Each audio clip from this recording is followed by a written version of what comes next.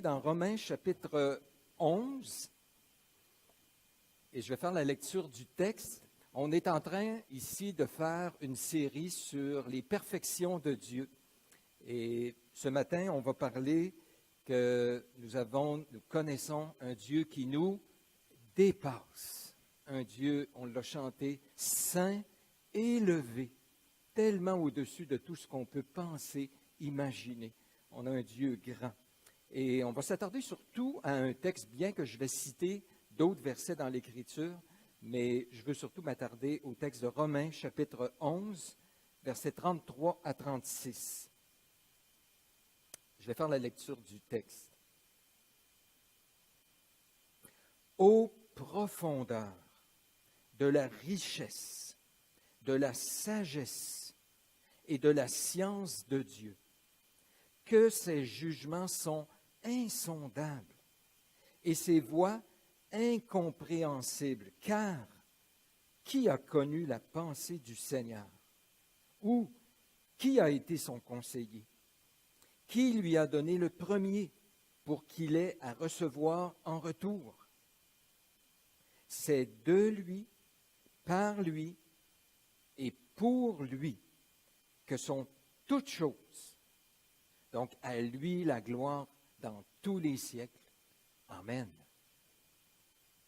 Frères et sœurs, le Dieu que nous connaissons, le Dieu que nous servons, que la Bible présente, nous dépasse complètement. Il est, pour employer les termes bibliques, insondable, impénétrable, incompréhensible dans sa totalité, puisqu'il est infini. Dans le psaume 145, on dit ceci: « L'Éternel est grand et très digne de louange. Sa grandeur est insondable. » Dans 1 Timothée 6, 16, on nous dit qu'il habite une lumière inaccessible, que nul homme n'a vue ni ne peut voir, tellement Dieu est grand. Il est difficile, voire impossible, de le concevoir, de le saisir parfaitement. Autant sa personne que ses voies, la façon dont Dieu agit, que même ses œuvres, tout nous dépasse. Il s'agit de réfléchir le moindrement et très rapidement, on arrive à une dimension où on dit « Attends un peu, devant quoi je suis? C'est tellement grand. » Nous sommes incapables d'expliquer Dieu de façon exhaustive puisqu'il est entouré de mystères. Puisque, comme dit Ésaïe, il est un Dieu qui se cache. Dans le livre de Job, on nous pose la question suivante. Est-ce que tu prétends sonder les pensées de Dieu? Est-ce que tu penses parvenir à la connaissance parfaite du Tout-Puissant? Elle est aussi haute que les cieux. Que feras-tu? Elle est plus profonde que le séjour des morts. Que sauras-tu? La mesure est plus longue que la terre. On ne peut pas le mettre dans une petite boîte. Pour employer une expression que Don Carson emploie, il dit on ne peut pas domestiquer Dieu, comme on fait avec un animal, où on le met à notre main, où on s'arrange pour qu'il fitte dans notre vie. On ne peut pas faire ça avec Dieu. Il est trop grand, les cieux des cieux ne peuvent le contenir, Salomon nous mentionne. On ne peut le réduire à quelques propositions ou quelques affirmations en disant voici en 10 points ce qu'est Dieu. Même un livre plus gros ne pourrait pas nous présenter Dieu dans sa totalité. Si les livres qui présenteraient les œuvres que Jésus a faites selon l'Évangile de Jean, le monde ne pourrait pas les contenir, encore bien moins ce qui nous expliquerait Dieu. Il est infiniment élevé au-delà de notre capacité de perception, de même notre imagination. C'est ce que ce texte nous dit, en d'autres mots. Et ce qu'on va faire ce matin, 2 points, je partais pour dire bien simple, là, mais ce n'est pas simple. Mais en tout cas, on va tenter de résumer en 2 points ou 2 questions. Qu'est-ce que nous enseigne réellement ce texte? Romains 11, versets 33 à 36. Qu'est-ce que ça nous enseigne? Et deuxièmement, qu'est-ce que ça change, ce qui est contenu ici dans ce texte? Alors, qu'est-ce que nous enseigne le texte? D'abord, il y a une structure ici, puis il y a un contexte. J'ose vous rappeler qu'on est à la fin de la partie théorique, où Paul présente aux Romains son évangile, l'évangile de Dieu. Et il va partir du fait comment Dieu a sauvé, justifié des pécheurs, autant chez les non-juifs que chez les juifs. Il les a justifiés par le sacrifice parfait de son Fils Jésus-Christ. Et l'homme doit croire, et en croyant, il est lavé, pardonné de ses péchés. Et maintenant, il y a une vie complètement nouvelle où on est réconcilié avec Dieu.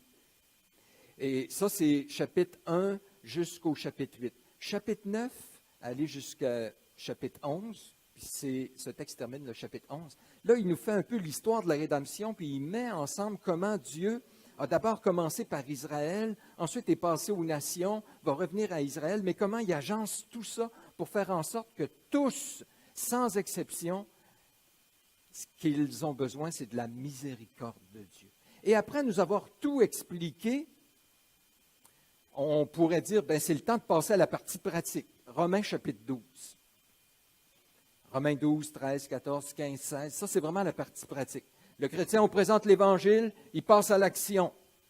Mais ce n'est pas ce que l'apôtre Paul fait. Il dit, entre les deux, là, il y a un temps d'adoration. L'Évangile devrait nous amener à être des adorateurs, émerveillés, comprendre qu'on a un Dieu qui nous dépasse.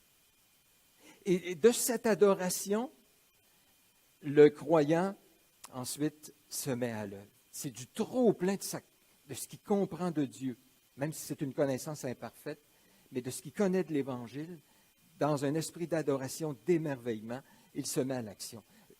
Force, la puissance du christianisme, de l'éthique, de la morale chrétienne, ce n'est pas en nous en disant, là, je me prends en main. Elle vient de comprendre l'Évangile, d'une bonne compréhension de ce qu'est l'Évangile, d'être touché par cette compréhension-là, de devenir un adorateur, et ne vous en faites pas, le changement du comportement va venir par la suite.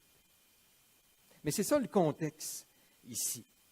Mais ce qui est spécial, c'est qu'il va nous présenter ce pourquoi il adore Dieu. Il adore Dieu malgré qu'il nous a dit plein de choses qu'on peut connaître. On connaît l'Évangile, on connaît des attributs de Dieu, on connaît Jésus, son œuvre qu'il a faite à la croix, tout ça. Mais il nous amène dans l'adoration, surtout pour les choses qu'on ne connaît pas. Les choses chez Dieu qui nous dépassent. Ça l'amène en adoration. Alors, voilà le contexte. Dans la structure, d'abord au verset 33, ça devrait apparaître à l'écran, voilà. Au verset 33, il y a trois affirmations concernant ce Dieu qui nous dépasse. Trois affirmations. Première, ô profondeur de la richesse, de la sagesse, de la science de Dieu. Deuxième affirmation qui nous présente un Dieu qui nous dépasse, que ses jugements sont insondables. Troisième affirmation, ses voies sont incompréhensibles. Ça est suivi au verset 34 et 35 de trois questions de rhétorique. Quand je dis de rhétorique, c'est comme une forme oratoire ou une forme d'écriture où il pose des questions puis la réponse est impliquée. Il pose une question puis la réponse c'est personne. Il y a trois questions. Donc il y avait trois affirmations, c'est suivi de trois questions. Première, qui a connu la pensée du Seigneur? Réponse, personne. Personne ne peut comprendre la pensée du Seigneur, totalement. Deuxième question, qui a été son conseiller? Est-ce qu'il y a quelqu'un qui est assez wise, assez intelligent, qui comprend assez les choses pour dire, « Hey Dieu, voici ce que tu devrais faire. » Et Dieu dit, « Ah, je n'avais pas pensé à ça. Hey, merci beaucoup. Une chance que je t'ai. Hein? » Non, personne n'a jamais conseillé Dieu. Et la troisième question, qui lui a donné le premier pour que Dieu ait à recevoir? Est-ce qu'il y a quelqu'un qui a quelque chose que Dieu n'a pas, puis qui donne à Dieu et que Dieu dit « Hey, merci beaucoup, je suis dépendant de toi, j'avais besoin de toi, merci », la réponse c'est « Personne ».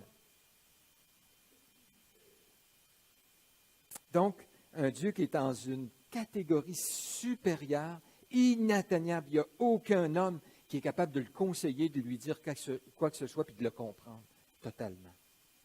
C'est ça le point des trois questions. Et ensuite, il y a trois angles qui montrent aussi l'immensité de Dieu.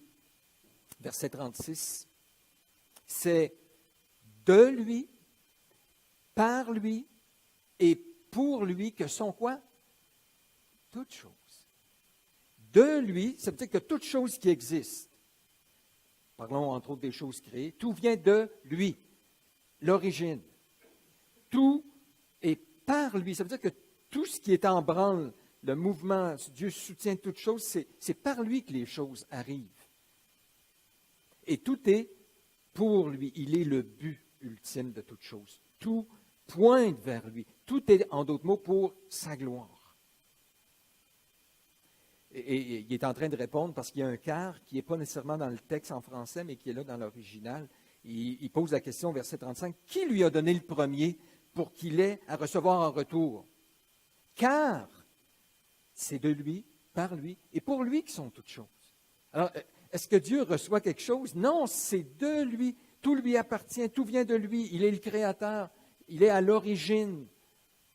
Tout passe par lui, c'est lui qui contrôle toutes choses. Et tout pointe à lui. Alors, est-ce qu'il y a quelqu'un qui peut y rapporter quelque chose? Non. Et donc, dans la structure, si vous avez bien remarqué, il y a trois séries de trois, là, et le tout conclut à la fin du verset 36 à lui soit la gloire dans tous les siècles. Amen. Ce Dieu incompréhensible dans sa totalité, c'est à lui que revient la gloire. Donc, en résumé, quel est le message du texte? Ça va apparaître. Dieu, ici, il est célébré pour le fait qu'il nous dépasse complètement. Il est célébré pour le fait qu'il nous dépasse complètement. Si on vous pose la question, de quoi on a parlé à l'Église ce matin? Dites, on a parlé du fait que Dieu, il est adorable parce qu'il nous dépasse complètement. Ça, c'est le point central, c'est le message central de ce texte ici. Il y a des indices dans le texte. Quand je vous dis l'idée que Dieu nous dépasse, le premier mot au verset 33, c'est « ô » quoi? Profondeur. Profondeur.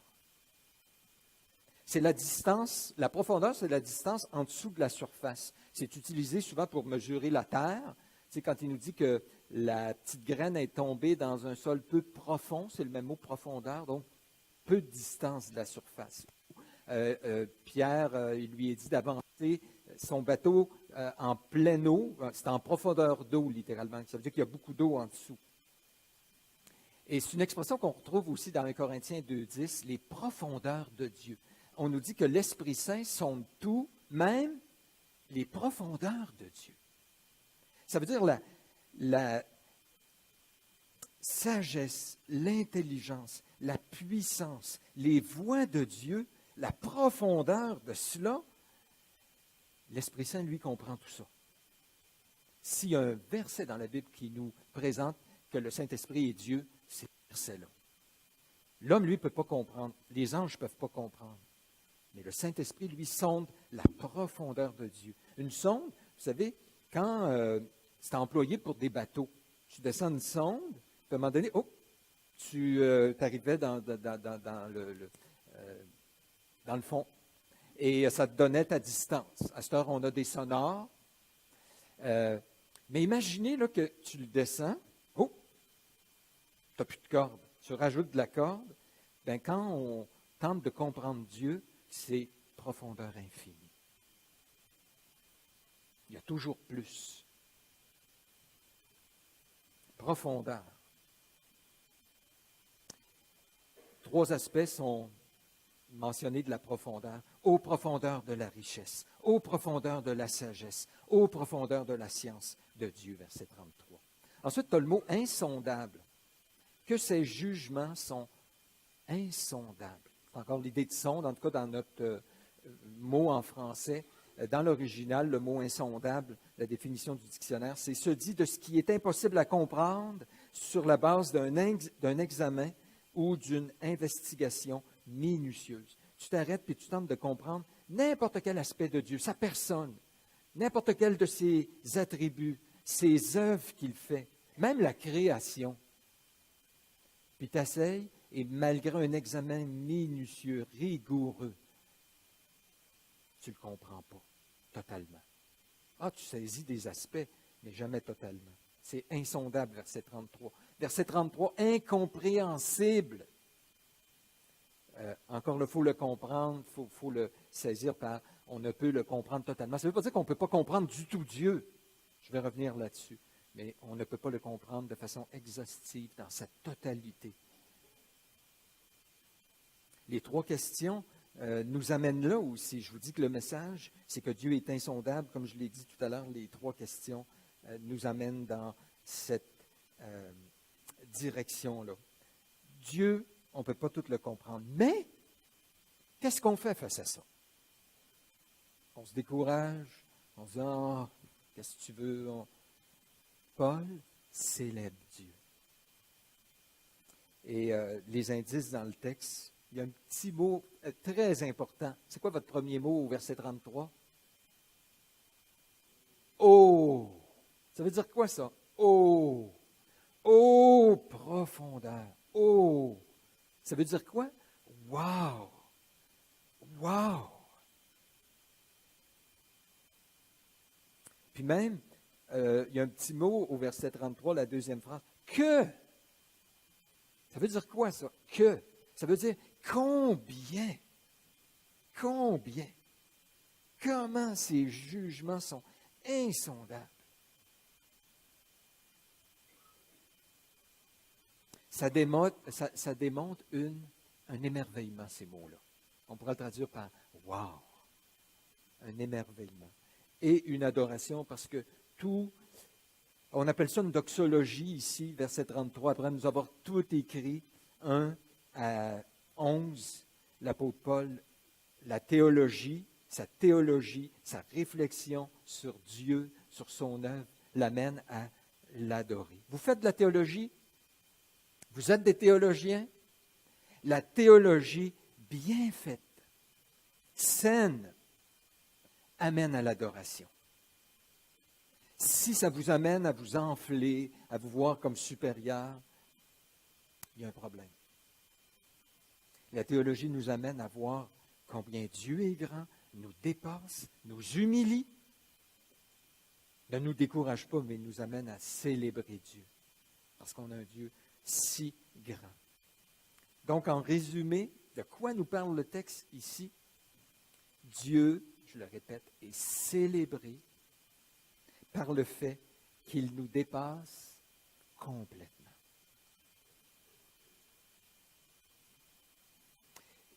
Je précise, j'ouvre une petite parenthèse. Les anciens théologiens, si vous lisez les volumes un petit peu plus âgés, ils parlaient de l'incompréhensibilité de Dieu. OK? Incompréhensible.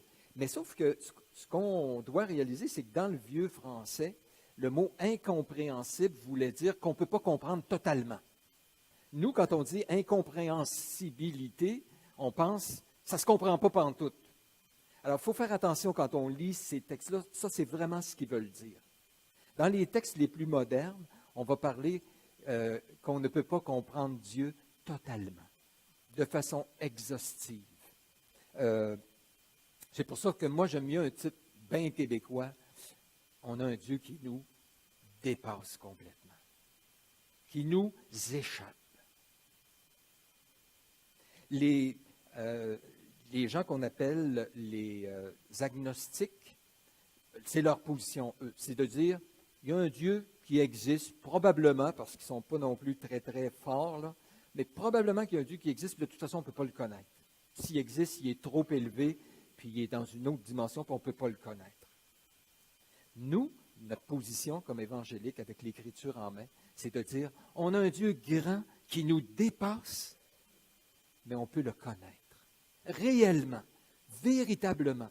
n'est-ce pas? La vie éternelle, c'est de te connaître, toi le seul vrai Dieu. Je ne peux pas tout le saisir, mais je peux saisir des parties qu'il m'a écrites, qu'il m'a données dans l'Écriture, qu'il me révèle au travers de l'Écriture. On a chanté tout à l'heure, ouvre les yeux de mon cœur. Et il nous fait saisir des aspects de sa personne, mais il y a toujours place à en découvrir davantage. Mais nous pouvons réellement le connaître. Sans quoi, ça serait complètement insensé. L'apôtre Paul a écrit les 11 premiers chapitres, puis il dirait, vous ne pouvez rien comprendre.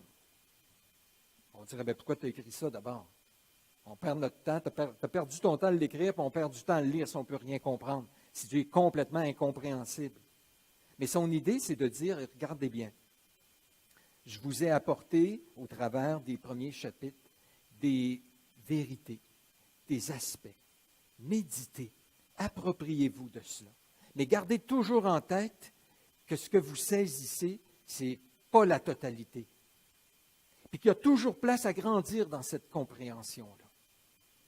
Et le fait que ce Dieu-là est si grand, puis au-delà de notre capacité de tout le comprendre, ben c'est pas grave. Ça nous amène à marcher par la foi, le louer puis l'adorer, parce que dans le fond, celui qu'on adore, le moment où moi, je comprendrais tout Dieu, je serais Dieu moi-même, puis je n'aurais plus besoin. Et il y a un monde, une infinité entre nous et la personne de Dieu.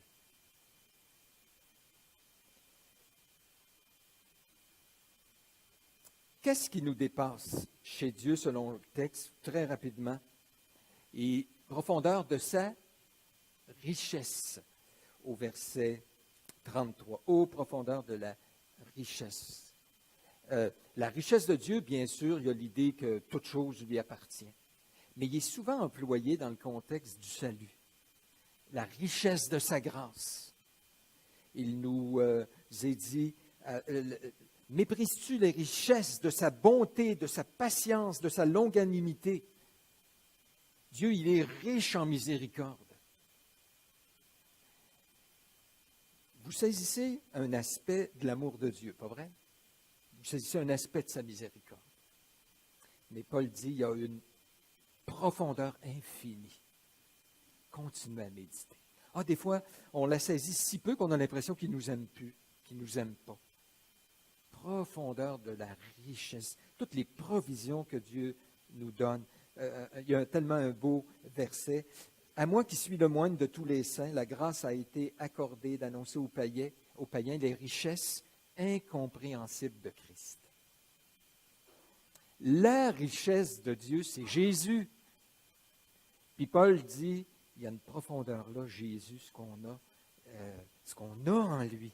Les provisions qu'on a en Jésus, là, c'est infini.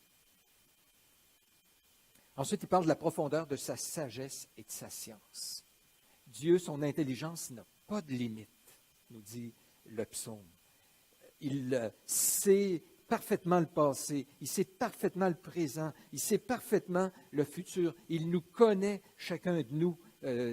C'est dans le psaume 139 où David dit « Une science aussi merveilleuse, ce Dieu-là qui m'entoure par derrière, par devant, qui me connaît. Une science aussi merveilleuse est au-dessus de ma portée. Comment il peut faire? » Il connaît même les choses qui auraient pu se produire. À un moment donné, David était dans une ville, puis il dit « Seigneur, si je reste dans la ville, est-ce que la ville va me livrer? » Dieu dit « Oui. » Alors David est parti de là, mais on ne le sait pas. Dans le fond, il allait-tu le livrer ou pas? Ça ne s'est jamais fait dans l'histoire, mais Dieu sait les choses possibles qui auraient pu se produire. Quand on fait un plan pour quelque chose, on y va avec notre connaissance, notre intelligence, on bâtit. Et Dieu, lui, tout ce qu'il fait est parfait parce que c'est le fruit d'une sagesse et d'une intelligence infinie, parfaite.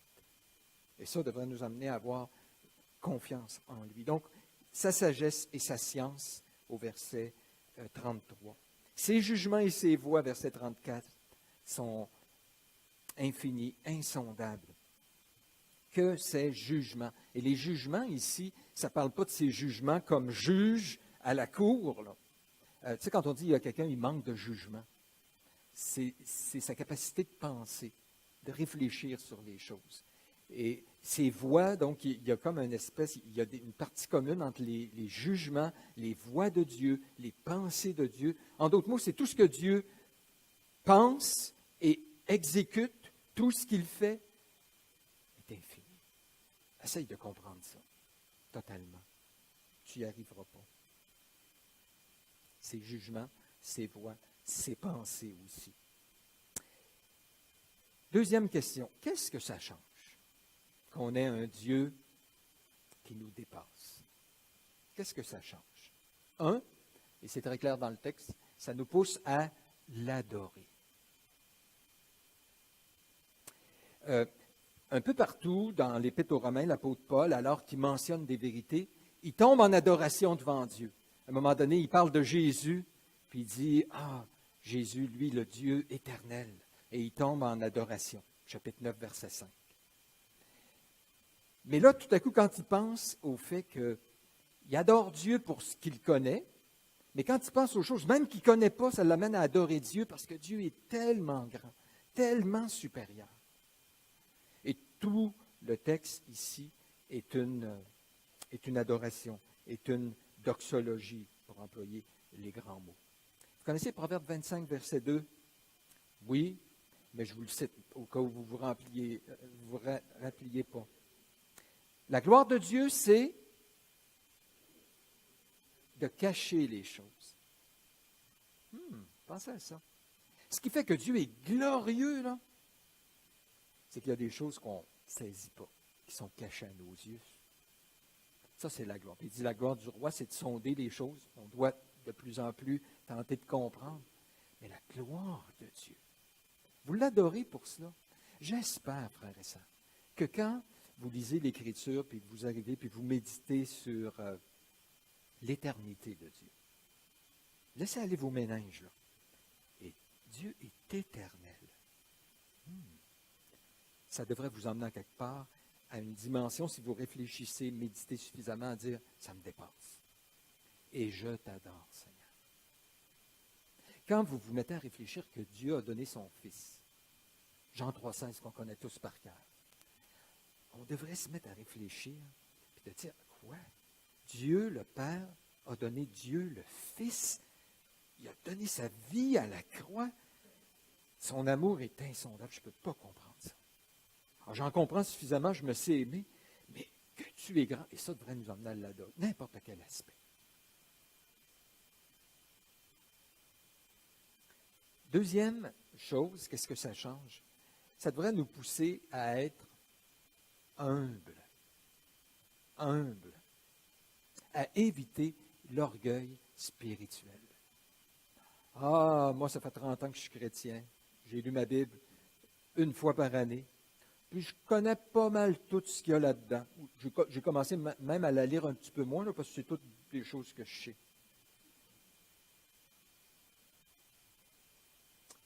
L'enfant de Dieu dit, après 40, 50 ans de vie chrétienne, Dieu, là, c'est un océan. J'ai à peine puisé une petite tasse d'eau, de connaissance, de compréhension de qui est Dieu. Restons humbles. On est dans une société qui valorise la connaissance intellectuelle. Et des fois, je vois ça dans nos milieux, puis des docteurs, puis ils ont leur certificat en arrière sur les murs, tout ça. On n'est pas contre la connaissance, mais on sait fort bien comment la connaissance enfle. Et il dit, si quelqu'un pense savoir quelque chose, là, il n'a pas encore connu comme il doit connaître. On doit rester humble. Dans le psaume 131, c'est un des plus courts psaumes de l'Ancien Testament, là, et David dit ceci. Il dit, je n'ai ni un cœur qui s'enfle, ni des regards hautains. Donc, à l'intérieur, il ne se prend pas pour un autre, puis il n'est pas rempli d'orgueil. Puis des regards hautains, c'est de regarder les autres avec mépris. Il dit, non, non, je ne fais pas ça. Je ne m'occupe pas de choses trop grandes et trop élevées pour moi. Il y a des choses qui me dépassent, puis alors ça me garde très humble. Il dit, loin de là, j'ai l'âme calme et tranquille comme un enfant sevré auprès de sa mère. J'ai l'âme comme un enfant sevré. Israël, mets ton espoir en l'Éternel. Ce Dieu que tu ne comprends pas tout, t'en sais suffisamment pour te confier en lui. Mais il dit, moi, je reste bien humble, puis je ne méprise pas les autres. Pourquoi on ne peut pas comprendre totalement Dieu, puis qu'on doit rester humble? Bien, parce que tout simplement, nous sommes limités, et que Dieu, lui, est illimité. Comment le fini, le limité, peut saisir, s'approprier de ce qui est illimité puis ce qui est infini? C'est impensable. Tu sais, si un arbre pouvait parler, puis on lui disait, veux-tu me décrire un homme? Ben, il dit, il y en a déjà un qui m'a touché. Avec ses sens à lui, un arbre, je ne sais pas, il saurait, qu'est-ce qu'il pourrait dire? Et nous prétendons pouvoir connaître Dieu totalement, ou avoir une connaissance qui fait qu'on peut s'enorgueillir. Non, on ne peut le comprendre totalement. Nous sommes limités, il est infini, et même dans l'éternité. C'est intéressant, l'apôtre Paul dit présentement, nous voyons d'une manière quoi? Obscure, comme au travers d'un miroir. Les miroirs à l'époque, c'était de l'airain poli et ça valait pas cher, hein, on dirait en québécois. Et il dit, c'est comme ça qu'on voit, puis dans le contexte d'un Corinthien où il emploie ce texte-là, il parle même du don de connaissance. Ça veut dire que c'est quelqu'un là, qui est plus équipé même que les autres chrétiens, il a un don de connaissance, puis il dit même avec nos dons, on voit juste d'une manière obscure, comme au travers d'un miroir. Mais il dit, alors, quand Jésus va revenir dans l'au-delà, nous le verrons face à face, nous le connaîtrons comme on a été connu. Et il y en a plusieurs qui prennent ce verset-là pour dire, on va le connaître comme on a été connu, Dieu nous connaît parfaitement, donc notre connaissance va être parfaite. Je ne pense pas qu'il est en train de nous dire qu'on va connaître toutes choses de l'autre côté puis qu'on va devenir omniscient. Mais on va avoir la même qualité de connaissance que Dieu a, c'est-à-dire que notre connaissance va être vraie et exacte, sans être totale. Je crois que c'est ça l'idée. Mais pour l'éternité, on va continuer à découvrir qui est Dieu de plus en plus. Même les anges qui sont dans la présence de Dieu regardent sur la terre l'Église pour connaître la sagesse infiniment variée de Dieu. Alors nous, dans l'éternité, même en le voyant, on va continuer à le découvrir, à être émerveillé et l'adorer pour ce qu'on apprend de lui. Donc, parce qu'on est limité puis qu'il est infini. C'est la raison pour une des raisons. La deuxième, en plus, on est pécheur. Ça veut dire que nos mécanismes pour connaître, pour apprendre, sont faussés. Regardez les disciples, Jésus les enseignait, ils comprenaient tout croche. Jésus leur dit, mais gardez-vous du levain des pharisiens, puis ils pensent qu'il leur reproche qu'ils n'ont pas amené du pain, puis ils sont complètement dans les patates bien souvent, parce que nos capacités sont faussées. On a été vraiment maganés par le péché. Alors, non seulement on a de la misère à saisir qui est Dieu, mais le péché nous amène à croire des choses fausses, à arriver à des conclusions fausses. Et la troisième raison, c'est parce que tout simplement Dieu a choisi de ne pas tout nous révéler. Pourquoi on ne connaît pas tout de Dieu? Les choses cachées sont à l'Éternel, Deutéronome 29, 29. Les choses cachées sont à l'Éternel. Les choses qu'il a révélées sont pour nous et pour nos enfants afin qu'on les mette en pratique. Alors, il y a des choses carrément que Dieu a cachées, qui a dit, vous n'avez pas besoin de savoir. Puis il y en a d'autres qui nous ont révélées, selon on en a besoin, chaque jour, pour vivre d'une manière qui plaît au Seigneur, pour le connaître. Puis surtout, il nous les a révélées pour nous, nos enfants, afin qu'on les mette en pratique. Ça devrait changer quelque chose dans notre façon d'agir. Donc, Dieu nous dépasse. Et il est infini. Et on doit être humble. Et savez-vous quoi? Écoutez-moi bien.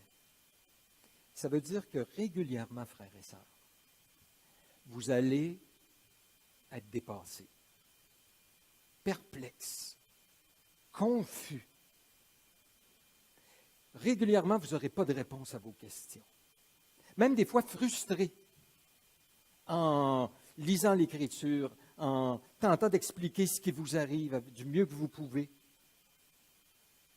Vous allez être confrontés face. Voyons, ça n'a pas d'allure. Dans ma compréhension, c'est ça que le chrétien vit constamment. Sauf que, parce que nous savons que Dieu est parfait, juste, saint, on est capable de dire comme David, je ne veux pas m'occuper de choses qui me dépassent. Je suis humble, je suis comme un enfant sevré en paix auprès de ma mère. Je peux mettre ma confiance en Dieu, tout simplement. Mais vous allez vivre cela, et c'est normal. Et il y a plein de gens dans l'Écriture qui le vivaient. Imaginez que vous êtes dans le cockpit d'un avion et il y a ça brasse, puis on se demande si on ne va pas s'écraser, puis vous regardez le pilote, qu'est-ce que vous faites? Vous lui dites, « Hey, fais pas ça, non, touche pas à ce bras-là. » Il dirait, « Hey, j'ai 1000 heures de cours de fait, j'ai 2000 heures de vol. Veux-tu, s'il te plaît, te taire? » J'ai l'impression que des fois, Dieu, c'est ça qu'il aurait le goût de nous dire. Hein? Qui a été son conseiller? La réponse, c'est personne. Mais dans les faits, on est tous des conseillers de Dieu, pas vrai? On lui dit, « Hey, Seigneur, comment ça se fait que tu fais ça, là? Honnêtement, ça n'a pas d'allure. » Puis d'ailleurs, dans l'Épître aux Romains, il y a tout le temps plein de questions. Puis l'apôtre Paul, à un moment donné, il y a comme un interlocuteur fictif là, puis Paul répond à des questions que probablement qu'il a entendues, puis tout ça. Puis à un moment donné, il dit, « Hey, attends un petit peu. Là. Qui es-tu pour contester avec Dieu? Le vase d'argile, vas-tu dire au potier, pourquoi m'as-tu fait ainsi? » Fait qu'il y a un moment donné où on doit accepter notre position d'homme, fragile, même pécheur, puis d'accepter que Dieu nous a donné un niveau de compréhension et de croire que quoi? C'est suffisant, puis que je peux vivre, marcher avec ça, plaire à Dieu et me réjouir de cela. J'ai l'âme calme comme un enfant sevré auprès de sa mère. Je suis capable d'être calme, en paix, dans la joie. Je suis capable de vivre à ce niveau-là, en toute humilité, en dépendance de Dieu, de ce qu'il me donne. Vous vous rappelez l'histoire de Job? Il y a une scène dans le ciel, les anges viennent auprès de Dieu, Satan, et Dieu dit, « As-tu vu, Satan, mon serviteur Job? Il n'y a personne comme lui. » Satan dit, « Si tu y crée un peu de misère, tu vas voir, il va te maudire en face. » Dieu permet que Job soit éprouvé par le diable. Alors, on sait la suite, il a perdu ses biens, ses enfants, même à la fin, sa santé, ça n'allait pas bien pour lui. Et voilà l'homme qui se met à raisonner dans le livre de Job. Il y a les amis de Job qui expliquent. On est des experts, nous, pour expliquer. Hein? Il explique, Job, si des grands mots comme ça t'arrivent, c'est parce que tu as péché. C'est la seule explication. Job, lui, répond, puis il dit, non, c'est pas parce que j'ai péché. Et des fois, il va loin. Il dit, Dieu, il était injuste. Dieu, il se fout de ce qui arrive aux hommes et il fait des réflexions qui... On se dit, oh là là, attends un peu là, où est-ce qu'il s'en va, lui, là? Comment se conclut le livre de Job? Dieu apparaît dans la tempête, parle à Job et il lui pose des questions. 63 questions. Où tu étais, Job, toi, quand j'ai fondé la terre? Tu peux m'expliquer ça? Qui a donné l'intelligence aux animaux? Tu connais tout ça, toi, tu peux expliquer? Les nuages, le cycle de l'eau, tu sais ça? Qui donne de l'intelligence à l'homme? Tu peux m'expliquer? À toutes ces questions-là, Job n'a aucune réponse. On serait attendu que Dieu apparaisse, puis Job m'a tout expliqué ça. Regarde bien, il s'est passé quelque chose dans le ciel, je suis souverain, j'ai permis à Satan, c'est pas évident, la responsabilité de l'homme, la souveraineté de Dieu m'a... Il dit, Job, tu n'es même pas capable de comprendre ce qui se passe autour de toi, la création. Tu n'es même pas capable de me donner des réponses à mes questions. Penses-tu qu'on va parler à l'autre niveau? Il n'a même pas été plus loin que ça. Et qu'est-ce que Job, comment ça termine? Job dit, j'ai parlé sans les comprendre, des merveilles qui me dépassent. Je me repens sur la cendre avec le sac. C'est quoi le thème du livre de Job? C'est que l'homme doit simplement faire confiance à Dieu, sans comprendre, parce que les voies de Dieu sont insondables. Et ça nous met en garde aussi, de ces espèces de raisonnements humains, d'arriver à nos conclusions, d'être catégoriques, comme les amis de Job, qui ont été punis sévèrement, là. Et Dieu a repris Job aussi, moins sévèrement.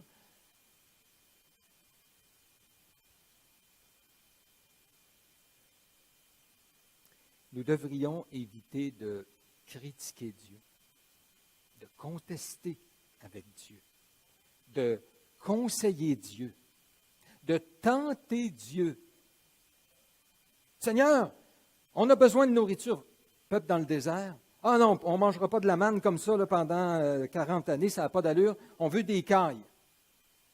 Seigneur, tu ne sais pas, toi, ce qu'on a besoin pour vivre dans le désert ici. Là, on va te le dire, nous autres. Seigneur, si vous le voulez, je vous les envoie. Ils ont regretté. Ce n'était pas ce qui convenait. Les Juifs, à un moment donné, disent, Seigneur, là, ça ne marche plus. Je ne comprends pas. Ça nous prend un roi. On ne veut plus que tu règnes sur nous, on veut un roi. Seigneur, vous voulez un roi? Parfait. Il va vous en donner un. C'est ça que vous voulez? Vous êtes plus sage que moi, vous? Hein? Il leur envoie Saül. Bel homme, peut-être plus haute que les autres, puis qui ont regretté. Ils ont regretté. Oh, prenez garde de contester avec Dieu, de dire à Dieu ce qu'il doit faire. Je vais juste terminer avec un texte que je trouve extraordinaire. C'est Jésus, dans l'Évangile de Matthieu. Ça nous dit qu'en ce temps-là, Jésus prit la parole, Matthieu 11, verset 25, et dit, « Je te loue, Père, Seigneur du ciel et de la terre, de ce que tu as caché ces choses aux sages et aux intelligents, et que tu les as révélées aux enfants. Oui, Père, je te loue de ce que tu l'as voulu ainsi. Toutes choses m'ont été données par mon Père. Personne ne connaît le Fils si ce n'est le Père. Personne non plus ne connaît le Père si ce n'est le Fils, et celui à qui le Fils veut le révéler. Venez à moi, vous tous qui êtes fatigués et chargés, je vous donnerai du repos. Prenez mon joug sur vous, recevez mes instructions, car je suis doux et humble de cœur, et vous trouverez du repos pour vos âmes. » Ce que je trouve extraordinaire ici, là, c'est que Jésus, alors qu'il parle à Dieu, il dit des choses que nous, généralement, là, ça vient nous chercher. On ne comprend pas, puis même on a tendance à dire, Seigneur, là, ça ne me plaît pas là, que tu sois comme ça. Seigneur, tu caches des choses à des personnes. Il y a des personnes que carrément, tu les voiles pour pas qu'ils comprennent. Je te loue que tu as caché ces choses aux sages et aux intelligents. Il me semble que tu veux que tous les hommes soient sauvés. Seigneur, je ne comprends pas. Tu aurais juste un mot à dire, puis tout le monde sera sauvé. T'es Dieu, tu fais ce que tu veux. Pourquoi les hommes ne sont pas tous sauvés? Pourquoi tu caches? Puis tu n'en révèles à des enfants pour qu'ils soient sauvés, eux. Bien, dans le fond, Seigneur, si tu fais ça, là nous, on réfléchit. Bon, si tu caches, même si quelqu'un voudrait être sauvé, il ne sera pas. Là, on tombe là-dedans. Là, hein? Ah, ben, regarde, il y a des élus, fait que ça ne sert à rien même d'évangéliser. Les élus vont venir de toute façon, puis ceux qui ne sont pas, ils ne viendront pas. Dieu ne veut pas, c'est lui, il cache. Hein. Et là, nous autres, on réfléchit. Ah, ben, ça ne sert à rien de prier pour eux. D'abord, s'il y a des élus, ils vont venir. S'ils ne sont pas élus, ils ne viendront pas. Prie pas, ça ne change pas grand-chose. Et là, nous, on fait plein de raisonnements, là, puis on va plus loin que l'Écriture. L'Écriture nous dit, oui, Dieu est souverain, mais elle nous dit en même temps, évangélise, parle, prie.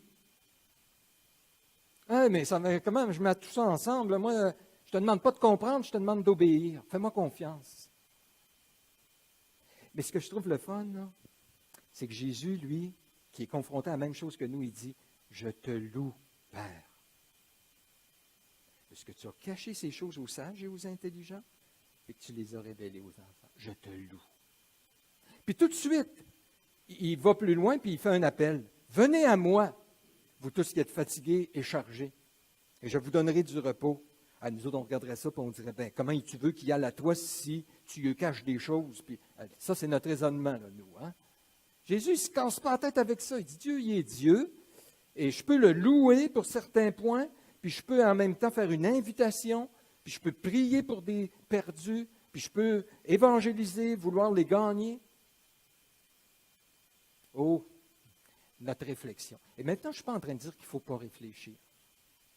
Je dis juste, réfléchissons dans le cadre de l'Écriture. Et parce que Dieu est insondable, il va y avoir des paradoxes dans votre théologie. Il va y avoir des mystères dans votre théologie, des choses que vous n'arrivez pas à mettre ensemble. Ben moi, là, je suis bien à l'aise avec ça.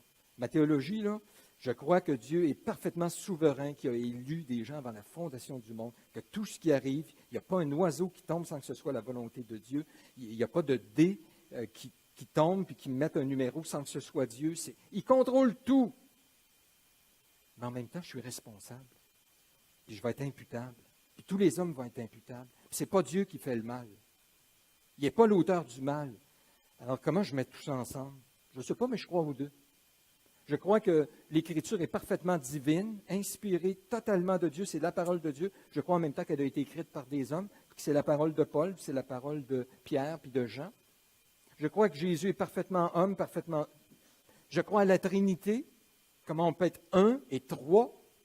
Mathématiquement, ça ne marche pas, je le sais, mais dans les mathématiques de Dieu, ça marche.